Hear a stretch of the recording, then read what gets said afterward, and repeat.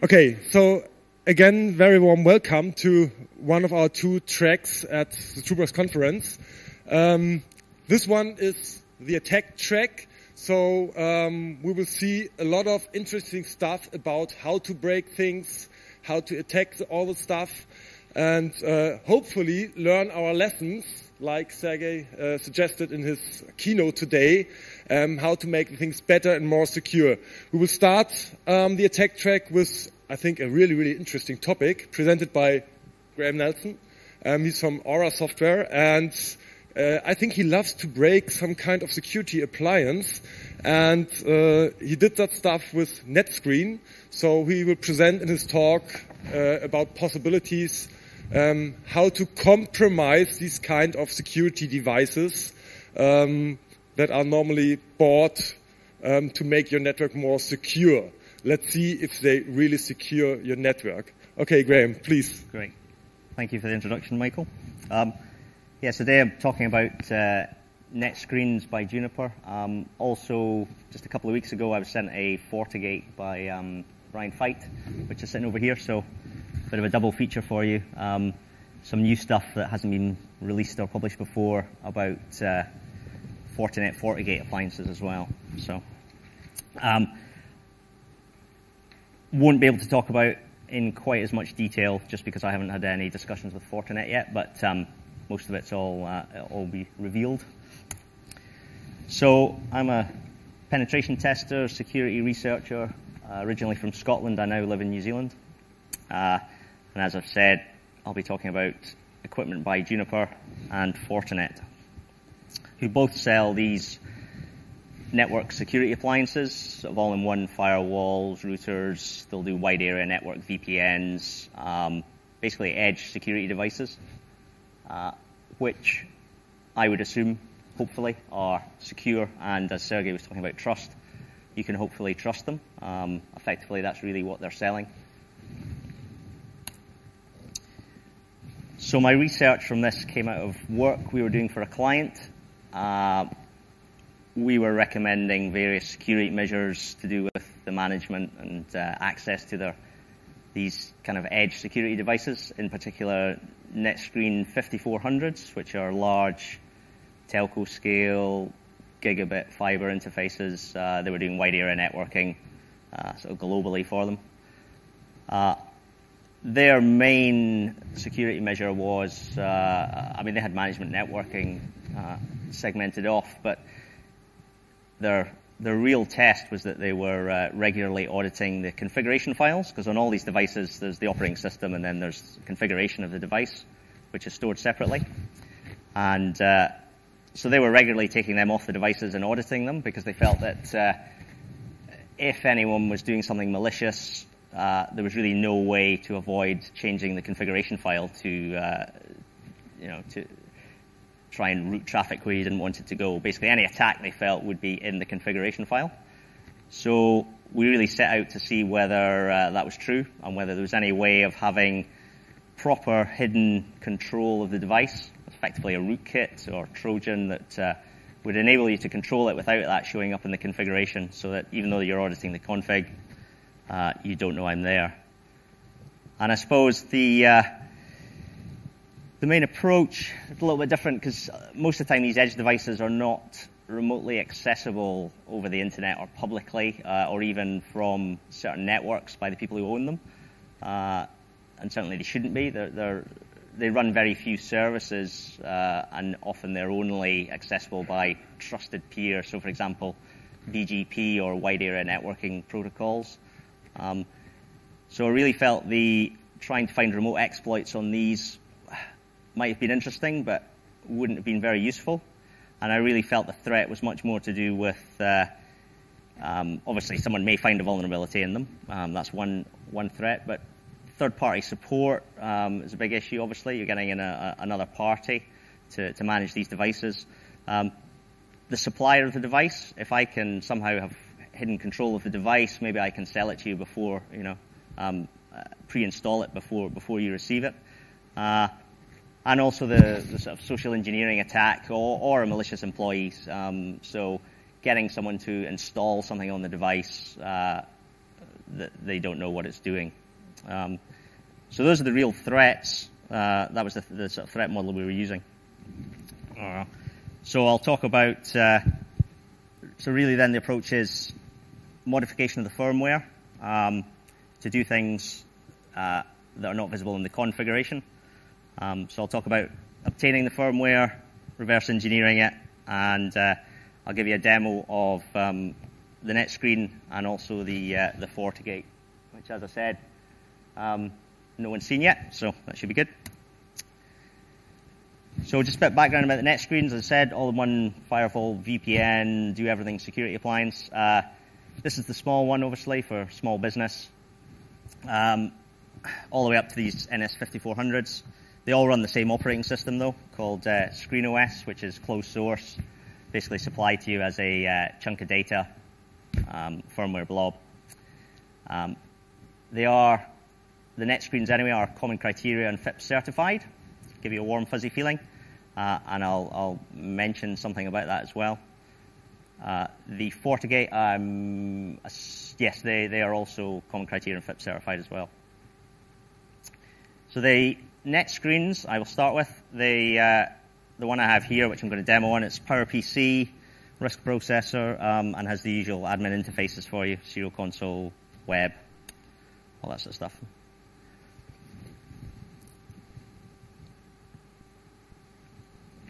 So when it comes to attacking firmware, there's really two approaches. Often they will supply a debugging stub on the machine, and you can connect with a client over a serial line. The other approach is to try and obtain the firmware and do some static binary analysis on it using a disassembler and a hex editor.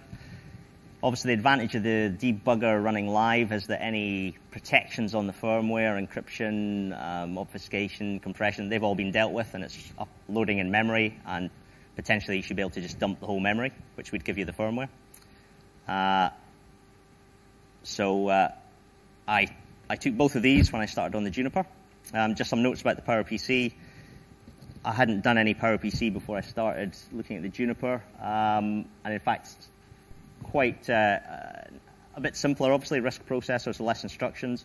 They have fixed instruction size of 4 bytes. It's a flat memory model, so it's actually it's all quite nice. A bit easier almost than x86. The only issue is really the documentation. You have to read through the IBM PPC 405 Embedded Processor Core User Manual, which is a good bedtime read for anyone who likes that kind of thing. Yeah.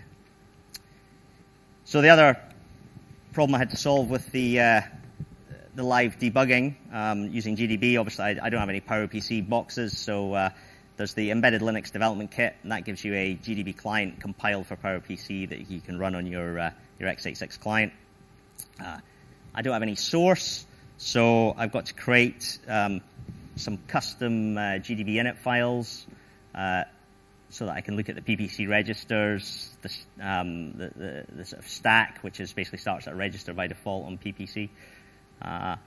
And so I made one that my reverse engineering background is on x86. I use soft dice a lot for any of those old reverse engineers out there.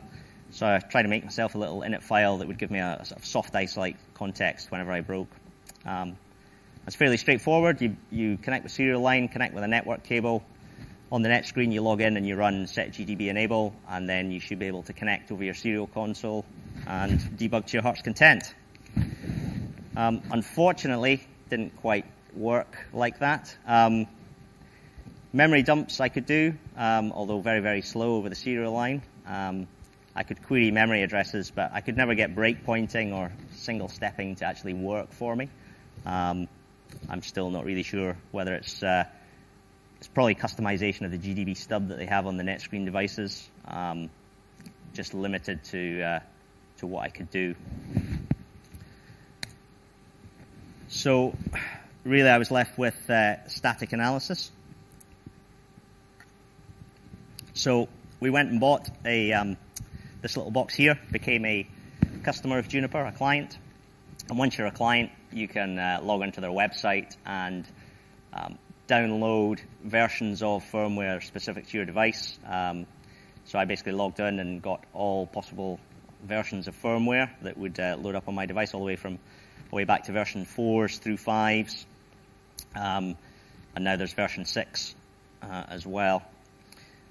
And when you look at the firmware in a hex editor, it's basically, there's some structure, but it's basically just a bunch of stuff, a bunch of bytes. But by comparing many versions of it, you can start to see a bit of a pattern, looking for strings, that kind of thing.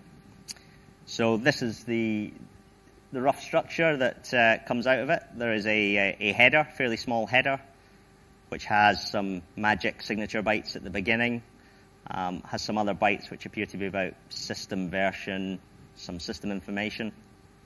There's some fields related to the size of the compressed image. There's a checksum. There's a stub as well. So it's a second stage loader. And then there's the vast majority at the bottom there. It's not really to scale. This compressed blob, which I'll call bub, basically the big binary update blob. So that appears to be where all the code is for the Screen OS that runs on the Juniper. Now the stub, that's obviously what accesses the binary blob, unzips it, unencrypts it, whatever it is it's doing, and loads it up. So looking at that, I could see there were strings in there related to LZMA compression. Just a little note, version 6, they actually use gzip, but this version 5 that I was looking at, which is by default on this device, used LZMA. So that's my first starting point. I have a clue there that there's obviously something to do with LZMA compression going on. So there's freely available utilities for LZMA, so I download those and ran them through against the compressed blob, but nothing really worked. But I didn't want to have to code up my own LZMA because I'm naturally quite lazy, and I thought I'd probably just make mistakes. So this is really where, again, comparing the different firmware versions and analysis, and this is really where the core time in terms of breaking this device lay. And eventually I discovered that what they've done is they use LZMA compression, and then they mess with the first few bytes, which are the LZMA header, if you will, that tell you what the LZMA blob is. So the standard LZMA header has 3 fields, an options field, a dictionary size, and an uncompressed size. The Netscreen bub header has 3 fields as well. They're just slightly different. They have these signature bytes. They have the options. They have a dictionary size, but they have no uncompressed size. But knowing this allows you to modify the header and therefore uncompress it. So that's what I did. I cut out the blob from the main firmware. I can then insert, just in a hex editor, an uncompressed size field of -1, which is unknown, and that's allowed by the LZMA specification.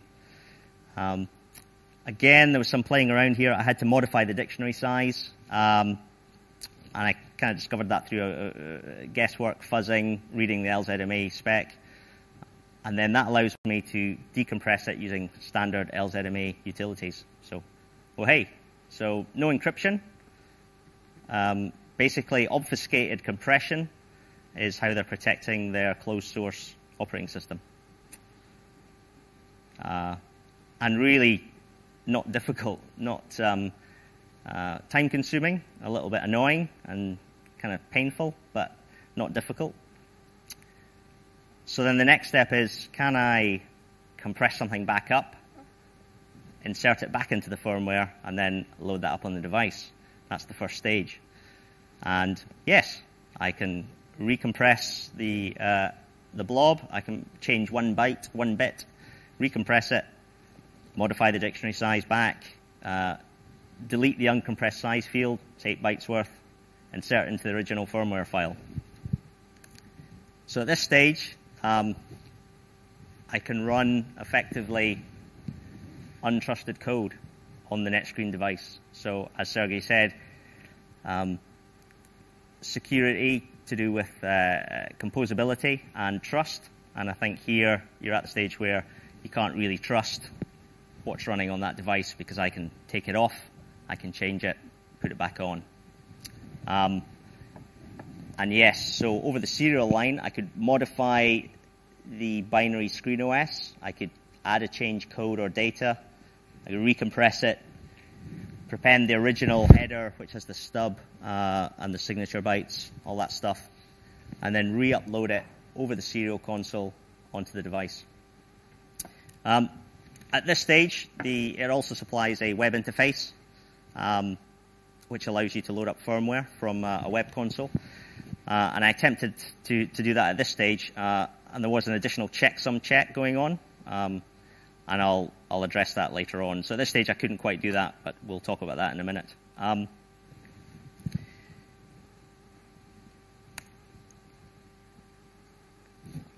So now, remembering that my goal is hidden control of these devices. Oh, and just a note, another possible attack, even though I'm doing the upload over a serial console, I still need a network connection, and the firmware is loaded up on the device over TFTP. So that's a plain text protocol. So the potential, probably slight given the control of where the devices are in the network, but there's still potential there for me to actually modify that firmware on the wire. And you'll see later on that the changes I make are so small that that probably wouldn't pose a great problem.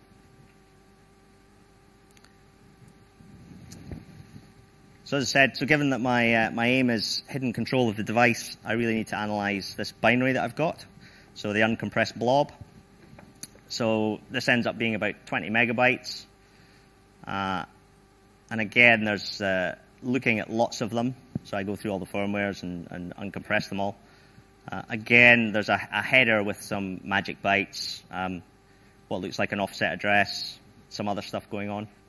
And I want to load this up into a disassembler. So IDA will do PowerPC for you. But it's an unknown binary format, so I need to find out basically where the program entry point is. So looking at the header, there's a fairly obvious offset and address sitting there. Subtracting those, I can then, one of the uses of the remote debugger that would actually work, I can confirm that with live debugging. So I can look at that entry point address and check that that's where execution is started on the device. So that's great. So I can load it up into IDA now and start my disassembly and my analysis. So again, IDA won't tell me, though, at this stage what's code, what's data.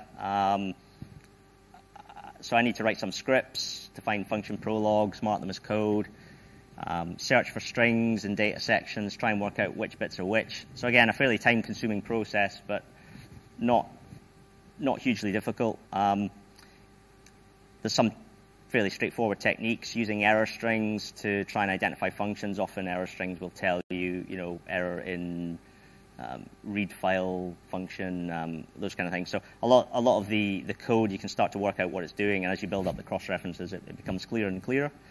You can search for the sort of common C functions to do with strings, file reads and file writes, looking for login, looking for loading firmware. All this kind of stuff helps you build up a picture. And again, a fairly simplified image here, but you end up with a header, the code, the data section, and then more interestingly, you discover that the bootloader is part of the firmware. So it seems that to modify, to change the bootloader, all you need to do is upload a new firmware image, and when it boots, it will also change the bootloader for you, code and data. So that will become more important later on. But again, useful as an attacker. And there's a whole bunch of other stuff, certs, keys, all quite interesting.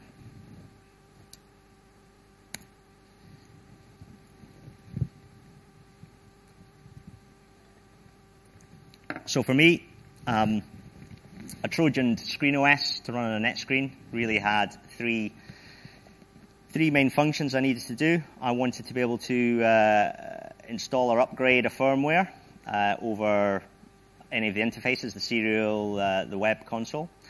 I want to be able to maintain access, so I need some kind of backdoor login. And I also, crucially, want to be able to execute arbitrary code. So I want to be able to inject code into the firmware, recompress it, upload it, and be able to execute that when it runs. And that's effectively what most, rootkits, if I want my botnet of Juniper Netscreen devices, those are the three things I need. So at this stage, I made these three modifications. They're all just done with just handcraft the assembly, work out the opcodes, and then use a hex editor. It would be perfectly possible to obviously write a tool that would do this for you. And obviously you'd want to do that if you're actually writing real attack code. So the first one, install or upgrade. So as I said, I could upload over the serial console, but when I tried to upload over the web console, I would get a checksum error and it wouldn't do it. So, looking in the header, you can very clearly see the checksum. I've got the disassembly of ScreenOS, so I could go through it, I could find the checksum algorithm, I could reverse engineer it, and I could then write a checksummer and run it against my modified code. But I realized that when I try load up a image with a wrong checksum, it prints out on the serial console a checksum value, the bad checksum value. So obviously it's comparing what it thinks the checksum should be with the bad one that's actually in the firmware, printing out the bad one. So at some point I'm thinking, well, it's already worked out the good checksum for me. So what if I just make a firmware that instead of printing out the bad checksum, prints out the good checksum? I then have a checksum calculator that I can load my modified firmware against, so I can abuse the device, load up my my modified firmware, and it'll tell me what checksum it should be. So that's what I did.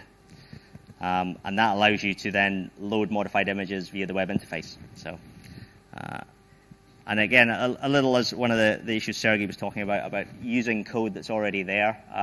If I'd written my own, it would have taken longer. I may have made mistakes. And also this way, even if they change the checksum algorithm, it's always going to work. So no matter how complex it gets, if they're printing out to the console any errors, then I can use that.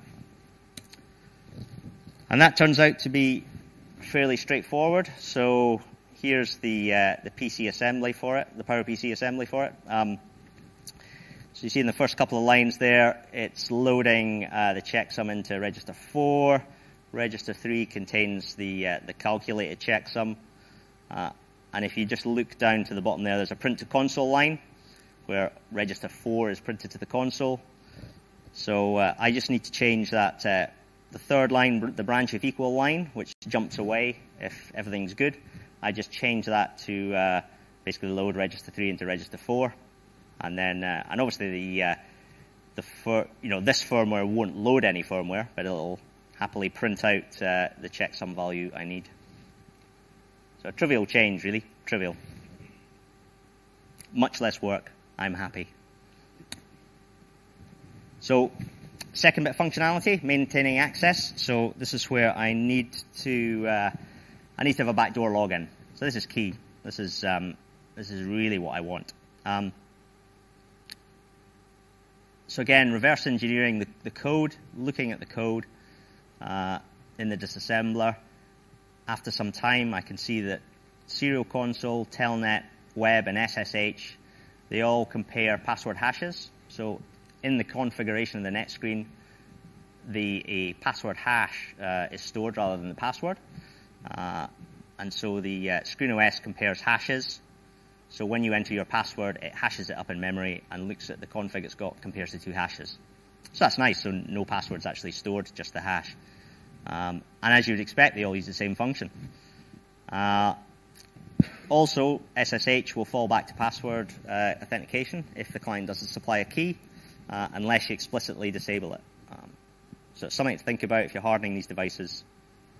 disable functionality you don't want, because again, it can be abused. And we discover that a 1-bit patch provides a login with any password if you know a valid username. And to be honest, guessing a valid username such as admin or root or administrator, it's not particularly difficult.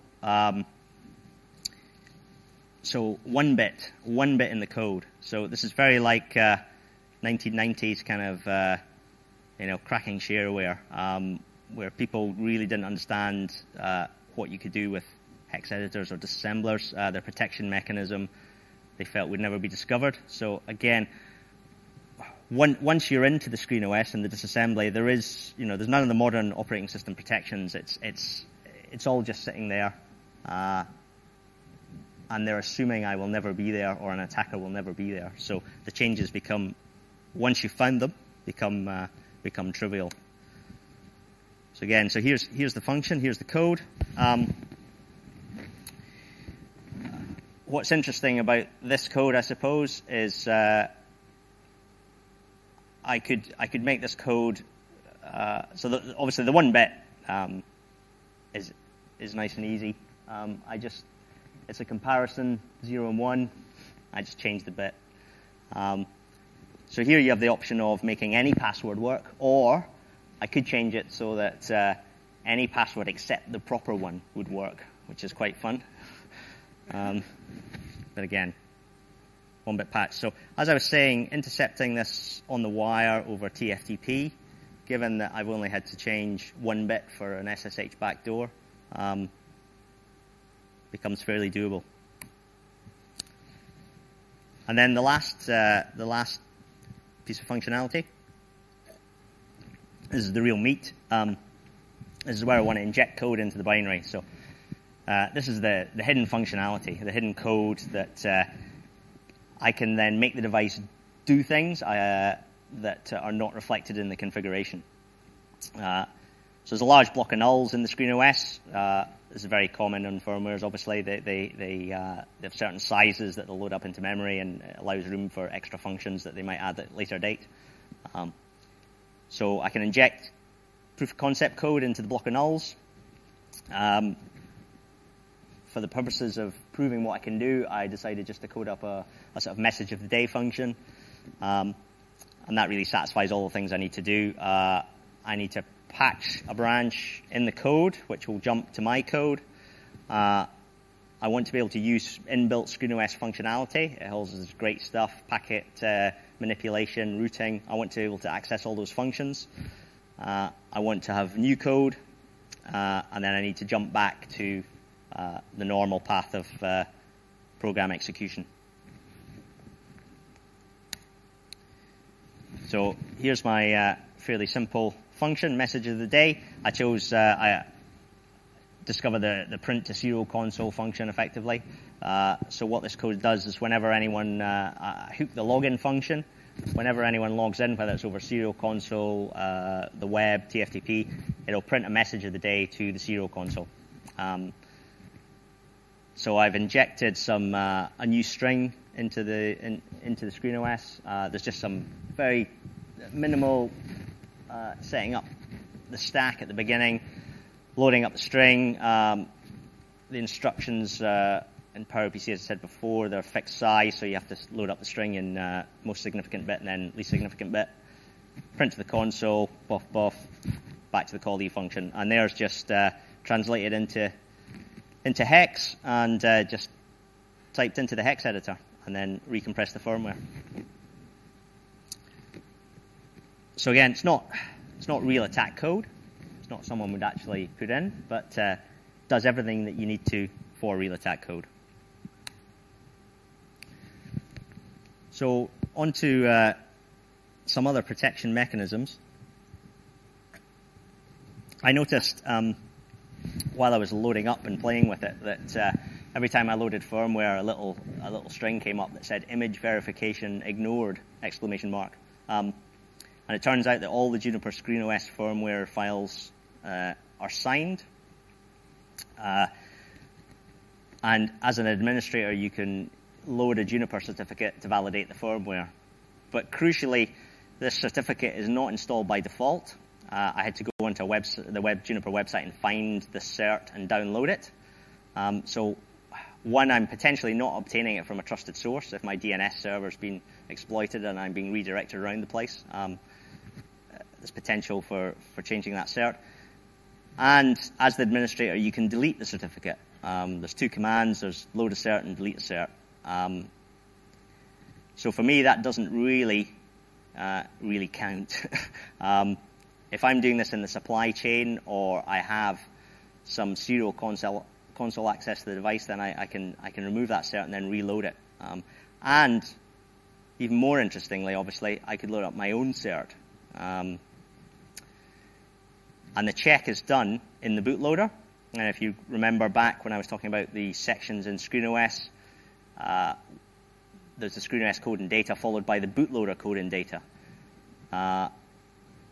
So I can now go into the bootloader, and in my modified firmware, I can have a modified bootloader, which I can make authenticate images, basically firmware images, or maybe authenticate only non-Juniper images. So the process would be I delete the cert if it's installed, I install my firmware with a patch bootloader, which will authenticate any firmware, and I can then reinstall the cert. So when they come along, the real admin checks that the cert's loaded. When it boots up, it'll say, yep, great, image authenticated. So I really think there's a design flaw there. That certificate on the ScreenOS should really be installed by default at the factory, and you should not be able to delete it. I can see no reason why you would ever want to delete that cert, even if you're not enabling the firmware check for whatever reason you might not want to enable the firmware check. That should be part of the process, hardwired. So here's some code. This is the code in the bootloader. Again, a trivial change, one function, one instruction. You change the branch. You change the branch of equal to either always branch, so all images are authenticated, or branch if not equal, so only my bogus images are authenticated, which is nice because then that can prevent an upgrade from overwriting my modified Trojan firmware. So I can stop the real administrator logging in with the correct password, and I can stop him basically loading up his proper firmware.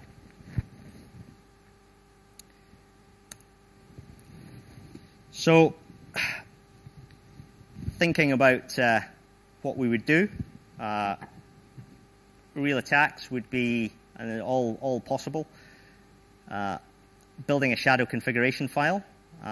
So rather than writing a whole lot of PowerPC code into your firmware, you just write a fairly straightforward function that hooks the config parsing function, and then you can effectively have a config file in your modified firmware with a whole bunch of instructions that do things you want the device to do, which become part of the built-in config parsing, which is quite nice. I could maybe tap all the network traffic. I could also patch the bootloader to provide sort of persistent infection. So if I allow all firmware images to be uploaded, maybe I can, and there's a function in the bootloader to do with downgrading to, in this one anyway, from version 5 to version 4. It's a pretty big function. There's easily enough space for me to inject some code, which on an upgrade, I hook the upgrade function and propagate at least my backdoor, my 1 bit. And potentially more. I could, obviously the web console sitting in the firmware as well, so all those HTML, so I can then maybe put in some JavaScript code injection to attack the administrators who log in, their client machines.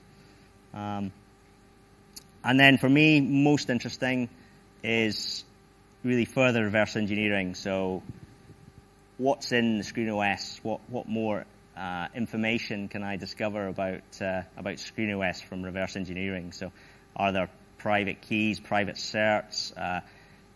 I can start looking at it for vulnerabilities. I can look at the algorithms they're using, those kind of things. So that's what I'm going to talk about now. So there's some new stuff for you, Brian, that you haven't seen before.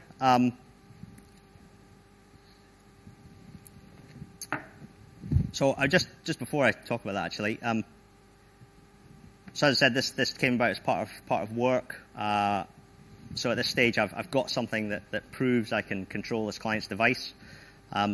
So I have carried out, as part of penetration testing, real attacks against Netscreen's NS5400s. There's a couple of approaches.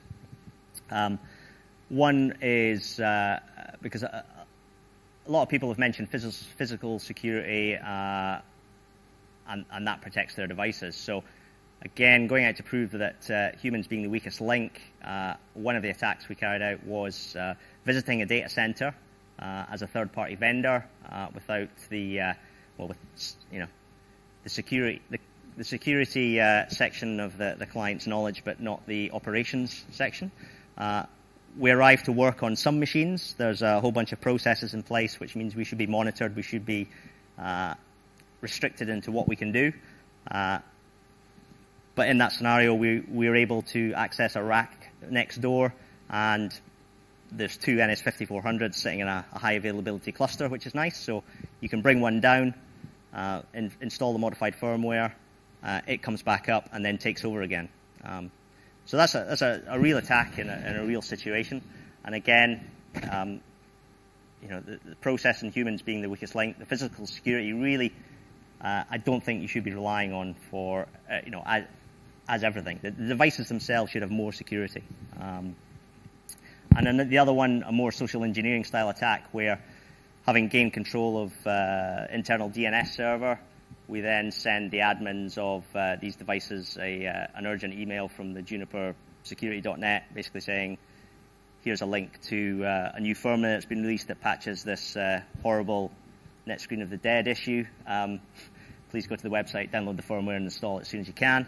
And again, that works. So these work in real life. They're real attacks. And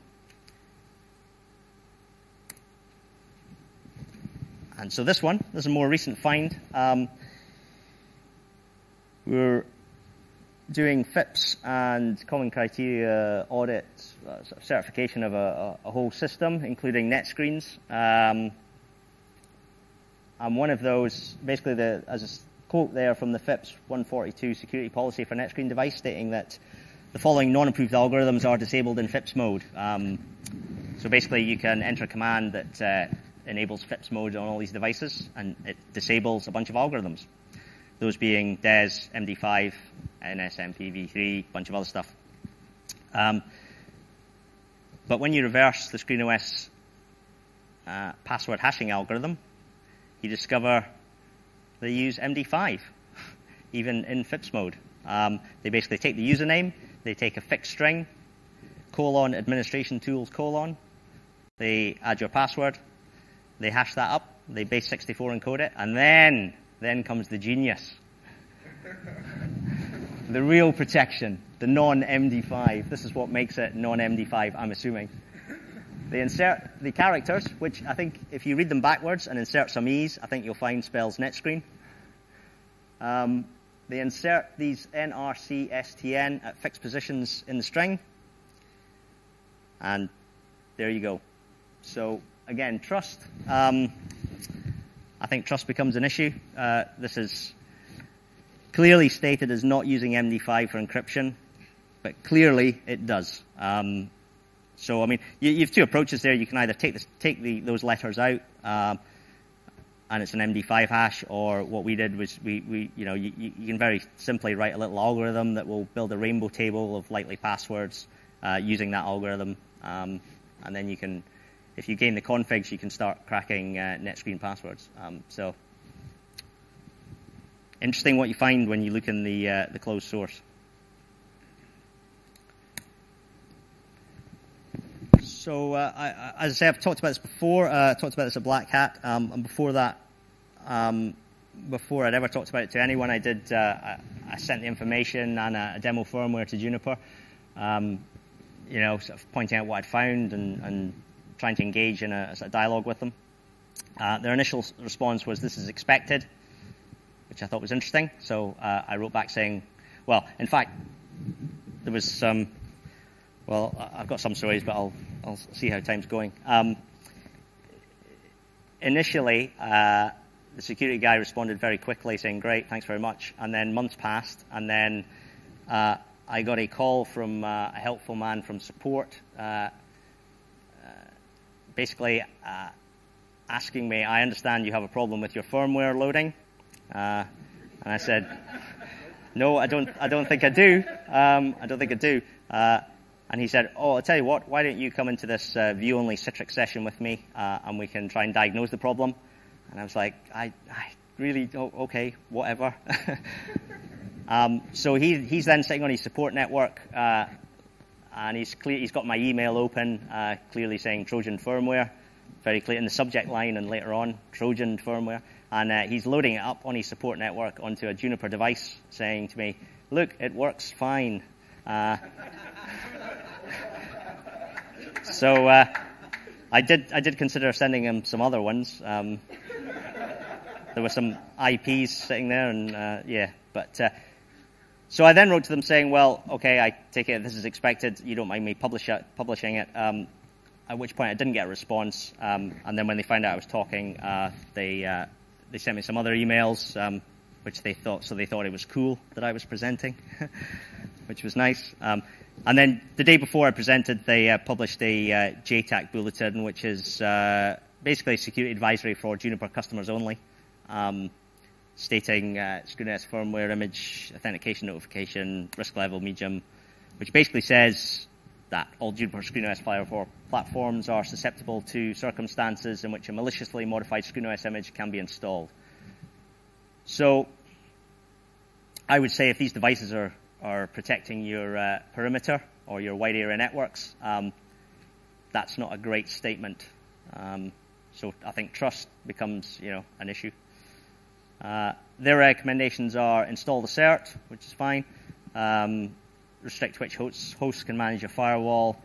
And again, some great voodoo magic. Change the TCP port for admin traffic, which is defeat everyone, obviously. Good luck with that.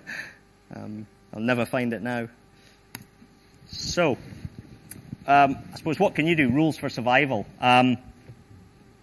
Obviously, install known firmwares when you buy these devices. Don't buy them off eBay. Anything could be running on them. I would recommend that you administer these only via a VPN, so which kind of connected to the next one, the management network. They have these idea of virtual routers on Netscreen, so you can effectively set up a VPN, and your admin interfaces then listen on loopback interfaces on the device themselves. So that to me is the best protection. You're protecting all the traffic as well, and VPNs are harder to find than your SSH port or those kind of things. And depending on how you set up the VPN, you may need certs, so it's not just a case of discovering a password. And yeah, there's one technical issue, I suppose, with the Netscreen VPNs. Again, coming at the reverse engineering and looking at real installs, when they set up VPNs, the Netscreen sends out a keep alive ping. It's a ping. It's known plain text, so there's a potential weakness there. It's still, depending on what you've set as the encryption algorithms, it's going to be hard to break, but known plain text is half the way there. So again, there's no additional random information included in that ping, just as a bunch of stuff at the end to make it look different or to confuse you. Obviously, limit number of administrators and strong passwords, because if someone gains your admin password, they can have hidden control of your device. So, I'll give you a bit of a demo. My Scream OS.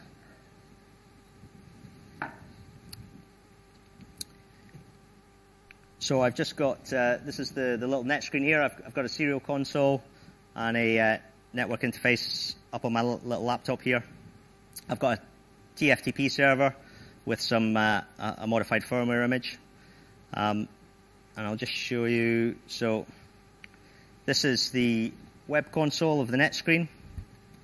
I've got a very strong password, username of admin. So this is the web interface that you get on the Juniper. I'm just going to show you the, so updates.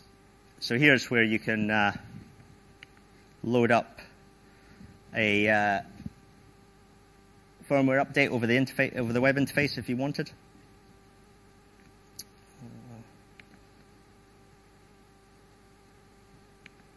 And just log in over the serial console. So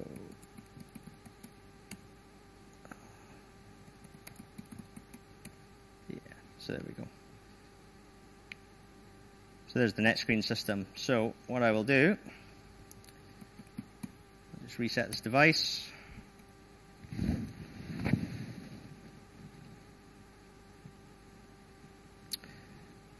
So here we go. So over the serial console, you see hit any key to run loader. This gives me the opportunity to load up a firmware.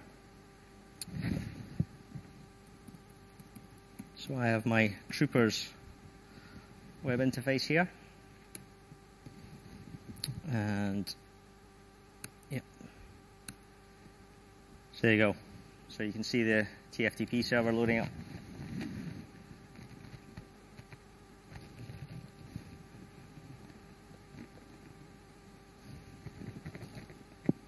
So on this one, I haven't installed the cert initially. The command to delete the cert is basically delete crypto auth key.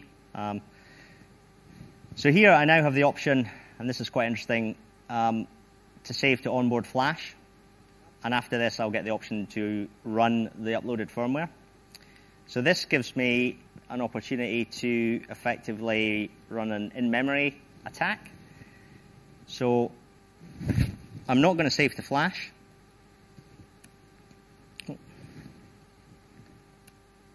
But I will run the downloaded system. So if someone gained access to your system, they can effectively load up a firmware into memory. But the firmware on flash, where if I went and downloaded the firmware, would be the official one. So in terms of auditing and forensics, it becomes very difficult to determine whether a new firmware has been, a malicious firmware has been loaded. So here we go. So if I change the bootloader, that would get written to the flash. So that would be the only opportunity to discover whether it had been modified or not. So here you go, upgrading the loader. So here the firmware I've supplied has a patch to effectively authenticate any firmware. So I'll now log in. I have my login patch, so I can just log in. There's my little message of the day, some advice if you're ever under attack by zombies. And I will just save image key. What I'll now do is load up the cert.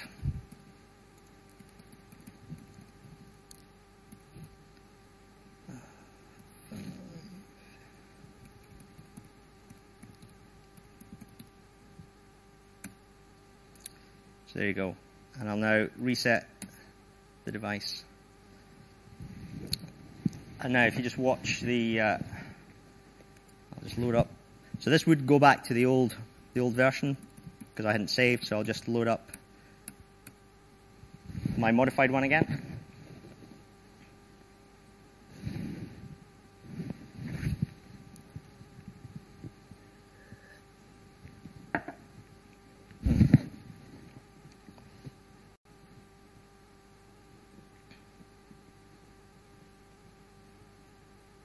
Okay, now if you watch the messages here, now that's pretty key there. So you see I've patched, there's two functions that actually read the cert, but there's only one that controls whether the firmware is then loaded up. So you can see that I have invalid DSA signature. Ah, terrible. It's not the right one, but hey, image authenticated. Obviously I could patch the other one which said, yeah, valid DSA signature. And if I was a real attacker, I would. But in this case I haven't. So run download system image, yes. So I'm now in the situation where I can load up any firmwares I want with the cert loaded, which is lovely. And what I'll do is, so here I will start a, so now I'm all up, I'm good. I'll just open an SSH session to it. So log in, so I need a valid username, that's admin. Any password I want, I'll just hit enter. Hey, presto, and there we go. SSH with any password, that's nice. I've got my little message of the day, I know someone's logged in. I did make some other small modifications to the web console, because I really didn't like the way it looked.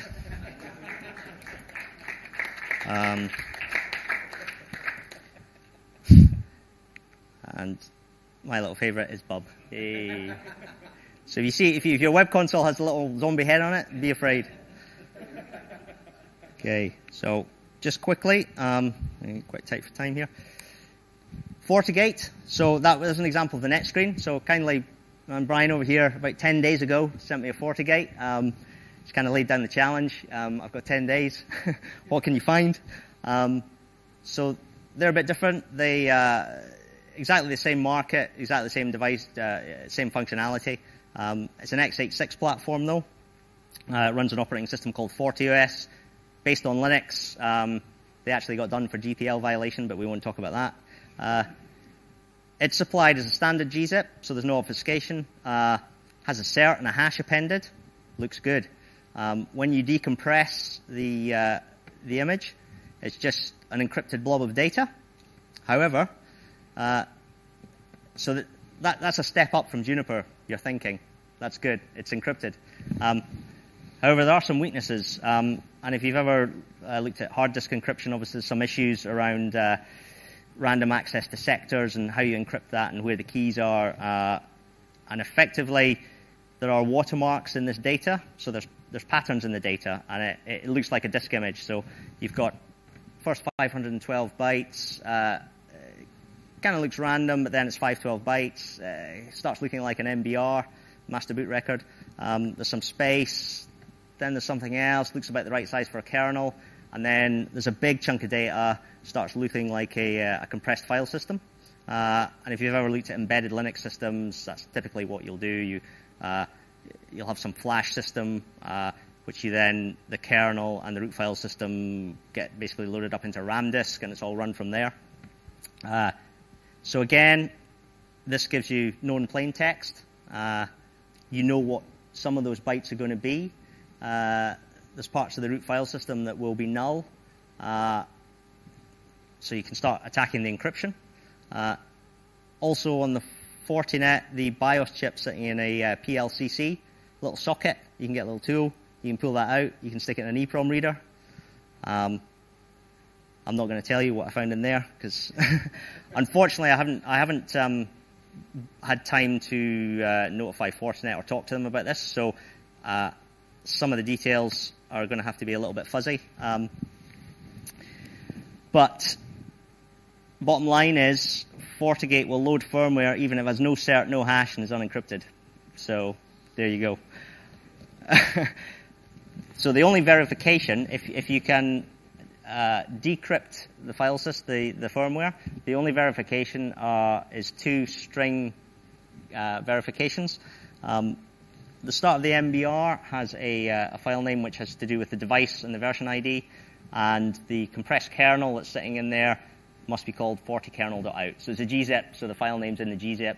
It has to be FortiKernel.out. If it is, it's happy. So approach here is a little bit different. Obviously, you can modify the system. You can do what I did on the Juniper, but you can also entirely replace the kernel and the root file system. And they have a nice little feature. If you have a USB stick with a firmware thing on it, you can stick it in the Fortinet. When you reboot it, it'll automatically upgrade from the USB stick. So that's nice. So quick B-movie Zombios. I just need to change some cables here.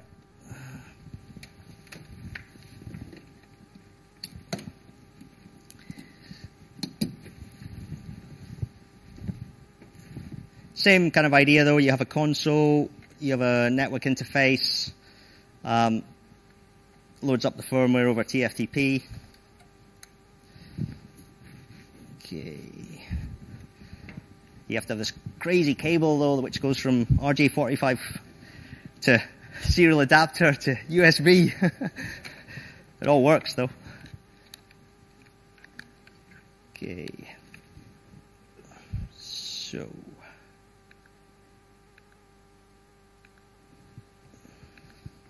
So here I'll just connect to the FortiGate.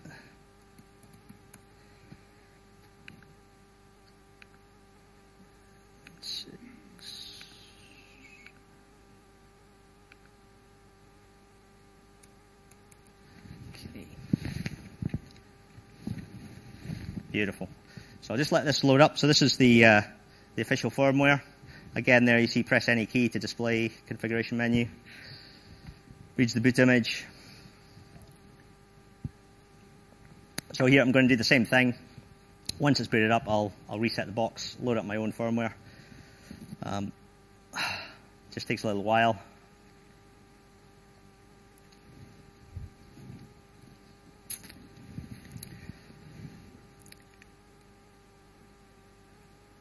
So, here we go. In a minute, what you get is a little login prompt. But given time, I'm not going to wait for that. That's effectively the boot sequence of the official one. So I pull the plug, reset.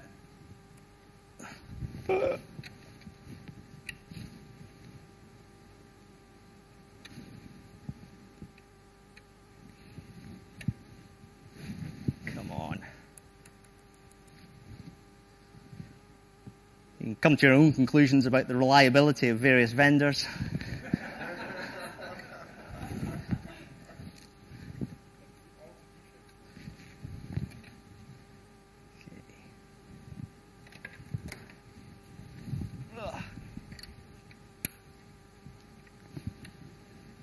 Come on.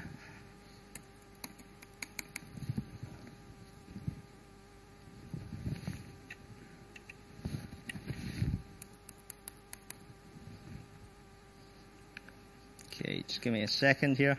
Sorry about this. Ooh. Okay.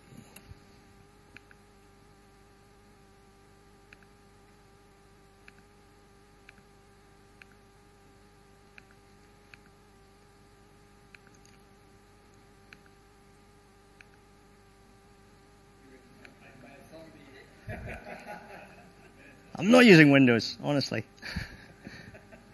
Okay. Here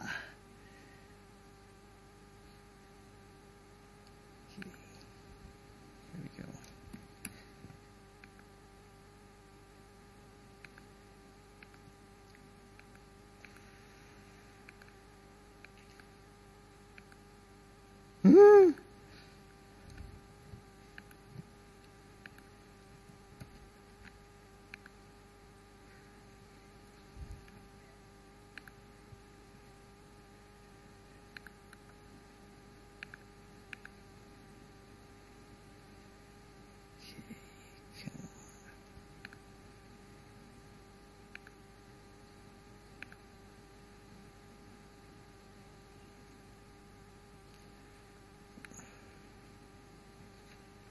It's worth it, honestly. I'm just building the tension.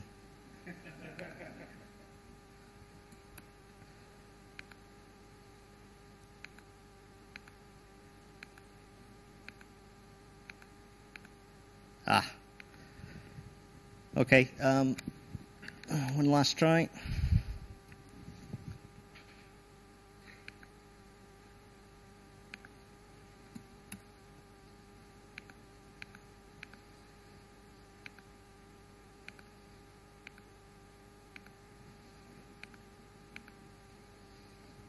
Okay.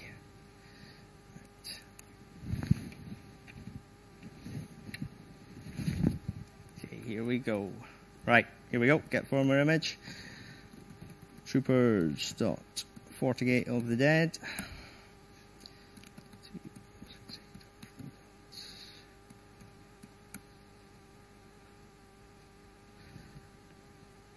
Oh, sorry.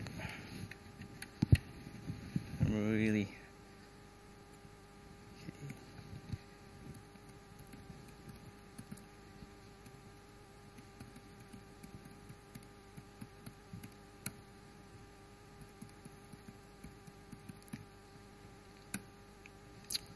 Okay, so this one, as I say, just replaced the kernel and root file system. No fancy backdoors, just brute force, just the whole thing's mine. It's happily verifying the integrity of the firmware image by comparing the two strings. And so on this, I've basically used a sort of, I think it's a Slackware rescue image, rescue kernel plus BusyBox, and I've just got some stuff that runs on boot. It should come up in a second. So again, I have the option of saving it to the flash or just running it without saving. So I'll just run it without saving again. Similar kind of in-memory attack. So you can see they're very similar. You wonder whether they were written by the same people.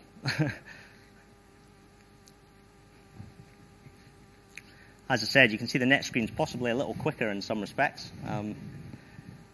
Might be a reason to buy it.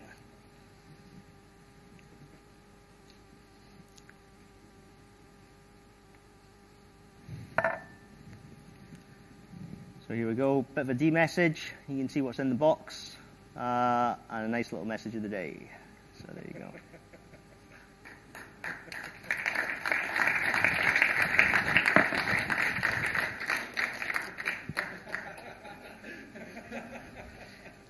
A little bit German. I just know a little bit German. So that's me. So thanks for listening. If you've got any questions, I'm sorry I've run over time a little bit there. Not too much, but maybe one question.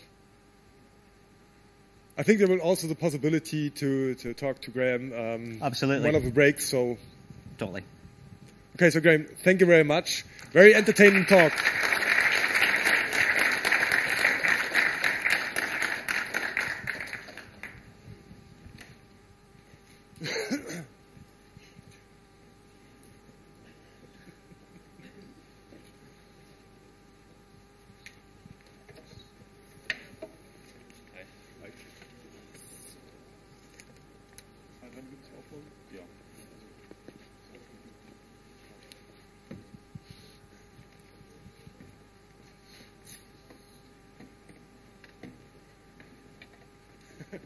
Be sure, Graeme, no one wants to run this devices now.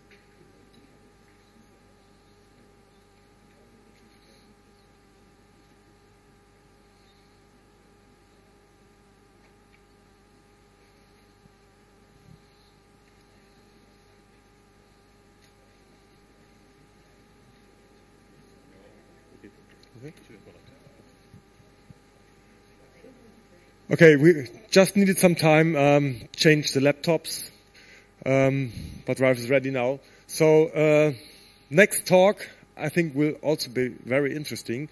We can always go back to the keynote today because Sergey already talked about return-oriented programming. So now we will get some new information about return-oriented rootkits presented by Ralph Hunt. He's from the University of Mannheim, working there, and I think he's working on some kind of defense strategies and all that stuff. And so he's also looking for new attacks that can be done against software devices and so forth. So please, Ralph. Yes, thank you for the nice introduction, and welcome to my presentation about return-oriented rootkits. As Michael already said, I work for the University of Mannheim right now, where I'm a PhD student. And what I'm going to present you today is actually what I researched when I wrote my diploma thesis 1 year ago. And today I'm going to show you how return-oriented programming works, what's it all about. So that's the first part of my presentation. And once we've done that, we can dig into certain domains in which we need this kind of new attack to bypass certain protection schemes. So I'm pretty sure that many of you have already heard the expression return-oriented programming, especially after it was presented also in the keynote today.